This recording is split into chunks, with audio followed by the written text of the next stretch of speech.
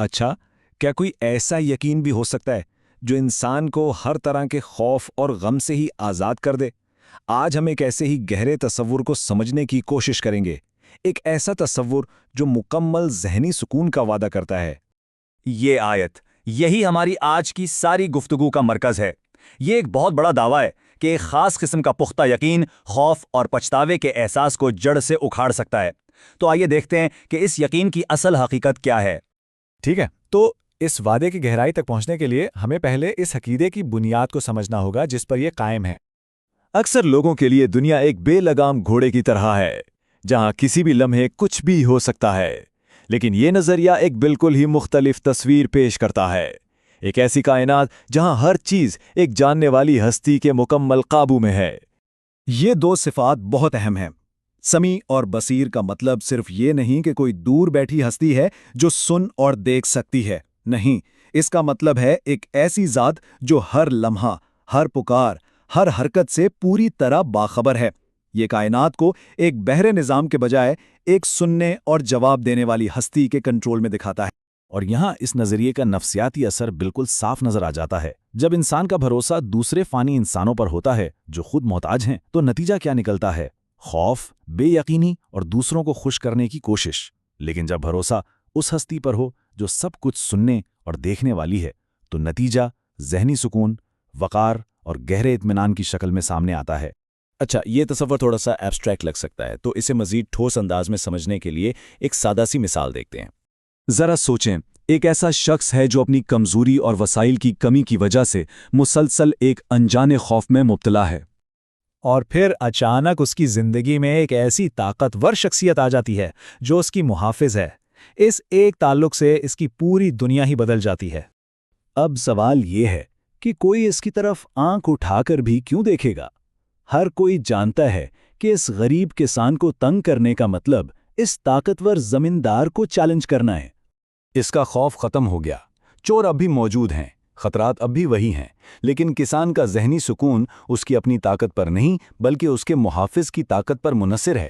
اسے پتا ہے کہ اس کی پشت پر کوئی کھڑا ہے۔ چلیں اب اس مثال سے آگے بڑھ کر ایک ایسے نبوی فرمان کو دیکھتے ہیں جو ہماری روزمرہ کی پریشانیوں کی بنیادوں کو ہی چیلنج کرتا ہے۔ یہ جملہ تو سوچ کی بنیادوں کو ہلا دیتا ہے۔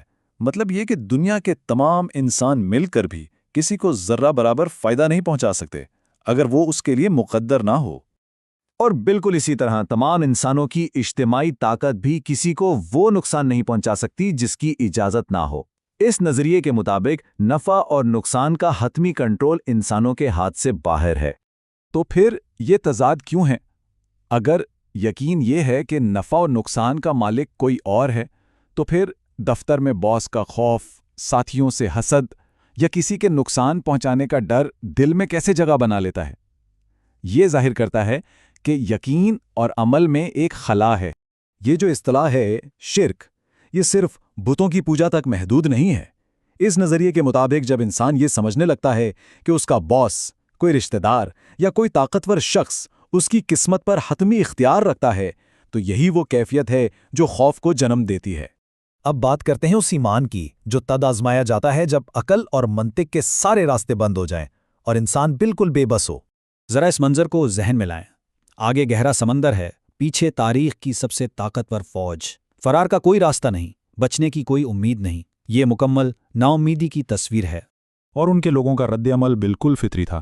جو آنکھیں دیکھ رہی تھیں، زبان وہی کہہ رہی تھیں، ان کے نزدیک کہانی ختم ہو چکی تھی۔ لیکن اس لمحے جب خوف اور مایوسی عروج پر تھی، موسیٰ کا جواب ظاہری حالات کا مکمل انکار تھا۔ کلا، یعنی ہرگز نہیں۔ یہ جواب آنکھوں دیکھی حقیقت پر نہیں بلکہ ان دیکھے یقین پر مبنی تھا۔ یہ اعتماد تھا کہ جب سارے راستے بند ہوتے ہیں تب بھی ایک راستہ موجود ہوتا ہے۔ اور یہی اصل فرق ہے۔ ایک بھروسہ وہ ہے جو وسائل، اسباب اور نظر آنے والی چیزوں پر ٹکا ہو، اور دوسرا حقیقی بھروسہ وہ ہے جو اس وقت بھی قائم رہے جب تمام ظاہری اسباب ختم ہو جائیں اور دور دور تک کوئی راستہ دکھائی نہ دے رہا ہو۔ اور ہم اسی سوال کے ساتھ اس گفتگو کو ختم کرتے ہیں کہ اس بات کا اصل مطلب کیا ہے کہ جب عقل کو کوئی راستہ نظر نہ آئے تب بھی بھروسہ کیا جائے؟ کیا ایسا یقین واقعی ممکن ہے جو انسان کو اس وقت بھی پرسکون رکھے جب حالات مکمل طور پر اس کے خلاف ہوں؟ یہ صرف ایک مذہبی سوال نہیں بلکہ انسانی نفسیات اور بھروسے کی انتہا کا سوال ہے۔